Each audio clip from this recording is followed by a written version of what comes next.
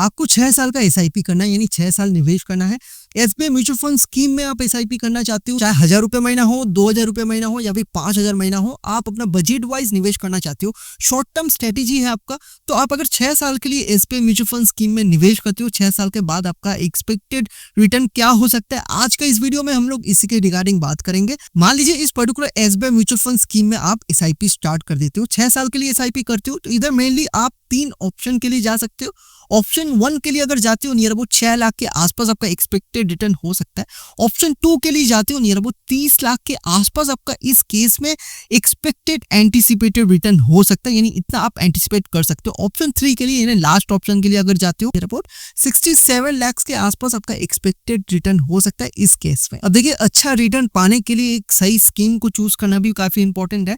जिस SBI mutual fund scheme के बारे में आज हम लोग इस वीडियो में बात कर रहे हैं, उसका अगर past historical return data performance को चेक करोगे, लास्ट 1 साल में ये एसबीआई स्कीम ने आपको 11% रिटर्न दिया है, लास्ट 3 साल में 27% का रिटर्न, लास्ट 5 साल में 21% का रिटर्न। अब क्या ये रिटर्न कैटेगरी एवरेज यानी सेम कैटेगरी का म्यूचुअल फंड स्कीम का एवरेज को बीट कर पा रहा है? तो अगर देखोगे लास्ट 1 साल में जहां कैटेगरी एवरेज ने 4% रिटर्न दिया है, लास्ट 3 साल में 22%, लास्ट 5 साल में 18%, तो ओवरऑल देखोगे इस एसबीआई म्यूचुअल फंड स्कीम का रिटर्न कैटेगरी एवरेज को कंसिस्टेंटली बीट कर रहा है एंड एक अच्छा खासा आपको रिटर्न बना के दे रहा है।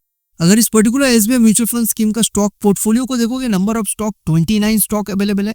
इसका पोर्टफोलियो पी रेशियो यानी प्राइस टू इक्विटी रेशियो 49 है, ग्रेटर देन 30 है, एवरेज से काफी ज्यादा है। तो इस पर्टिकुलर म्यूचुअल फंड स्कीम का स्टॉक पोर्टफोलियो में ज्यादातर ओवर वैल्यू स्टॉक है rather than under value stock. Market cap allocation को अगर देखिए, लार्ज कैप में जहां 40% एलोकेशन है, मिड कैप में 16%, स्मॉल कैप में 34%। तो इस पर्टिकुलर म्यूचुअल फंड स्कीम का स्टॉक पोर्टफोलियो काफी वेल डाइवर्सिफाइड है, बट पोर्टफोलियो क्योंकि ओवर वैल्यूड है तो थोड़ा बहुत रिस्की हो जा रहा है, बट क्योंकि डाइवर्सिफिकेशन काफी अच्छी तरीके से मेंटेन्ड है, एज वेल एज ये scheme particularly benchmark return and category average को कंसिस्टेंटली बीट कर रहा है, तो इसीलिए इस particular SBI mutual fund scheme का रिटर्न आपको कंसिस्टेंट देखने को मिल रहा है। जिस एसबीआई म्यूचुअल फंड स्कीम के बारे में आज हम लोग इस वीडियो में बात करें, उसका नाम है SBI health care opportunities fund. इसका अगर एक्सपेंस रेशियो को देखोगे इस पर्टिकुलर स्कीम का 0.92 है, काफी रिजनेबल है। एग्जिट लोड भी काफी कम है as compare to other schemes in the market on the same category, 0.50% only, less than 15 days, यानी 15 दिन के पहले अगर फंड से एग्जिट करते हो देन ओनली आपको ये कंपनसेशन कंपनी को पे करना पड़ेगा। अगर आप इस particular SBI mutual fund scheme में निवेश कर देते हो तो इन फ्यूचर आपका एक्सपेक्टेड रिटर्न क्या हो सकता है कि आपका फोरकास्ट रिटर्न 12% भी हो सकता है, फोरकास्ट रिटर्न आपको 15% भी हो सकता है, फोरकास्ट रिटर्न आपको 18% भी मिल सकता है, बिकॉज म्यूचुअल फंड का रिटर्न कभी भी फिक्स नहीं होता, ये मार्केट के ऊपर डिपेंड करेगा इन फ्यूचर आपका एक्सपेक्टेड रिटर्न क्या होने वाला है। अब रिटर्न को आप 2 तरीके से ले सकते हो, पहला है इंस्टेंट रिटर्न, दूसरा है डिफर्ड रिटर्न।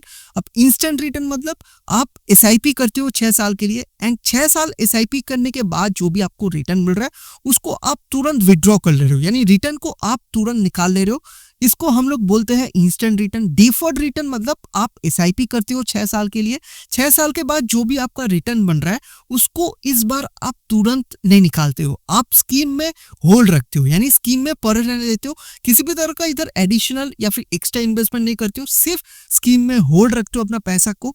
देन कुछ सालों बाद, मान लीजिए 5 साल या फिर 10 साल बाद आप पैसा को फाइनल विड्रॉ करते हो, इसको हम लोग बोलते हैं डिफर्ड रिटर्न। तो पहले तो हम लोग इंस्टेंट रिटर्न स्ट्रेटेजी को समझ लेते हैं, यानी डेमो इन्वेस्टमेंट स्ट्रेटेजी को हम लोग समझ लेते हैं। एक्सपेक्टेड रेट ऑफ रिटर्न अगर इन स्कीमों से आपको अगर 18% मिल जाता है इन फ्यूचर, तो फिर इन दिस केस आपका एंटिसिपेटेड रिटर्न क्या होगा डिफरेंट केसेस में, इसको हम लोग समझ लेते हैं। 1000 रुपए का एसआईपी करते हो नियर अबाउट 1,24,000 के आसपास आपका एंटिसिपेटेड रिटर्न हो सकता है। 2000 का एसआईपी करने से नियर अबाउट 2.5 लाख के आसपास आपका एंटिसिपेटेड रिटर्न हो सकता है। 5000 का एसआईपी करने से नियर अबाउट 6,20,000 के आसपास आपका इस केस में एंटिसिपेटेड रिटर्न बन सकता है। अब इधर आपको जो भी रिटर्न देखने को मिल रहा है ये इंस्टेंट रिटर्न है एंड 6 साल में ये रिटर्न बन सकता है, यानी एक्सपेक्टेड रिटर्न ये हो सकता है अगर आप इंस्टेंटली पैसा को विड्रॉ करते हो 6 साल के बाद। इसी पैसा को आप तुरंत विड्रॉ ना करके, यानी 6 साल के बाद तुरंत विड्रॉ ना करके आप अगर डिफर्ड रख देते हो कुछ सालों के लिए, मान लीजिए 10 साल, 20 साल या फिर 25 साल, तो उस केस में आपका रिटर्न क्या होगा, कितना अच्छा आपको कंपाउंडिंग ग्रोथ देखने को मिलेगा, इसको हम लोग अभी देख लेते हैं। अब हम लोग डेफर्ड रिटर्न को समझ लेते हैं। 1000 रुपए का एसआईपी आपने 6 साल के लिए किया था, थोड़ा सा अगर रिकैप कर ले, नियर अबाउट 1,24,000 के आसपास आपका एक्सपेक्टेड रिटर्न बन सकता है अगर इंस्टेंटली विड्रॉ करोगे। बट इसी रिटर्न को आप अगर तुरंत विड्रॉ ना करके अगर होल्ड करते हो, यानी स्कीम में अगर डिफर्ड रख देते हो 10 साल के लिए, 1,24,000 का रिटर्न नियर अबाउट 6.5 लाख के आसपास आपका एंटीसिपेटेड रिटर्न बन सकता है। इस केस में आफ्टर टैक्स को कैलकुलेट करने जाओगे near about 5,98,000, near about 6 lakh के आसपास आपका इस केस में एंटीसिपेटेड रिटर्न बन सकता है आफ्टर टैक्स, यानी 10 साल के बाद। ये अगर 20 साल के लिए इसी रिटर्न को अगर होल्ड रखते हो, यानी 1,24,000 का रिटर्न को अगर 20 साल के लिए होल्ड रखते हो, नियर अबाउट 33 लाख के आसपास आपका एंटीसिपेटेड रिटर्न बन सकता है 20 साल के बाद। आफ्टर टैक्स को कैलकुलेट करने जाओगे नियर अबाउट 29 लाख के आसपास आपका इस केस में एंटीसिपेटेड रिटर्न बन सकता है आफ्टर टैक्स। इसी रिटर्न को, यानी 1,24,000 का रिटर्न को थोड़ा सा लॉन्ग टर्म के लिए, यानी 25 साल के लिए होल्ड रखते हो, यानी स्कीम में डिफर्ड रख देते हो, 1,24,000 का रिटर्न नियर अबाउट 77 लाख के आसपास आपका इस केस में एंटीसिपेटेड रिटर्न बन सकता है। अगर आफ्टर टैक्स को कैलकुलेट करने जाओगे तो anticipated return near about 67 lakh के आसपास बन सकता है। अब इधर आपको जो भी रिटर्न मिल रहा है ये डिफर्ड रिटर्न मिल रहा है, यानी आप अपना पैसा को तुरंत विड्रॉ ना करके अगर कुछ सालों के लिए डिफर्ड रख देते हो तो फिर आपको काफी अच्छा खासा कंपाउंडिंग ग्रोथ देखने को मिल रहा है। अब इधर तीनों ऑप्शन आपको देखने को मिल जा रहा है, यानी ऑप्शन 1, ऑप्शन 2, ऑप्शन 3। अब आपको इंस्टेंटली अपना पैसा को विड्रॉ करना है या फिर डिफर्ड रख के देन आप फाइनल विड्रॉ करना चाहते हो, या अपना नीड एंड चॉइस के अकॉर्डिंगली इसको डिसाइड कर सकते हो। आपको अगर SBI health care opportunities fund में निवेश करना है, मिनिमम इन्वेस्टमेंट रिक्वायरमेंट जानना भी काफी इंपॉर्टेंट है। एसआईपी करना चाहते हो सिर्फ 500 रुपया महीना से चालू कर सकते हो इस पर्टिकुलर स्कीम में। लमसम यानी इकट्ठा अगर वन टाइम निवेश करना है 5,000 से शुरुआत कर सकते हो। आपको अगर ये चेक करना है लोगों का कितना पैसा ऑलरेडी इन्वेस्टेड है, तो एयूएम फंड साइज को चेक कीजिए, नियर अबाउट 4,000 करोड़ के ऊपर लोगों का ऑलरेडी इन्वेस्टमेंट हो चुका है। इस स्कीम में निवेश करने के लिए इन्वेस्टमेंट प्रोसेस क्या रहेगा, क्योंकि ये एसबीआई म्यूचुअल फंड स्कीम है तो आप directly state bank of India में जाके निवेश कर सकते हो, यानी बैंक में जाके निवेश कर सकते हो, या फिर आप एसबीआई म्यूचुअल फंड कंपनी में जाके भी निवेश कर सकते हो। आप ब्रोकर या फिर रजिस्टर्ड म्यूचुअल फंड डिस्ट्रीब्यूटर को ढूंढ के भी इस स्कीम में निवेश कर सकते हो।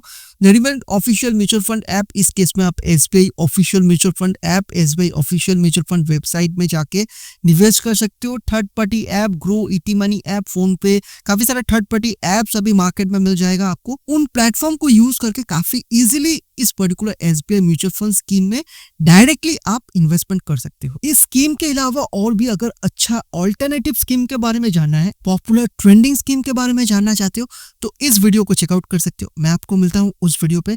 वीडियो अगर थोड़ा सा भी अच्छा लगा हो, इन्फॉर्मेटिव लगा, कुछ भी अगर म्यूचुअल फंड रिलेटेड पूछना है तो वीडियो में कमेंट कर सकते हो, एंड वीडियो को लाइक एंड शेयर जरूर कीजिए। Thank you.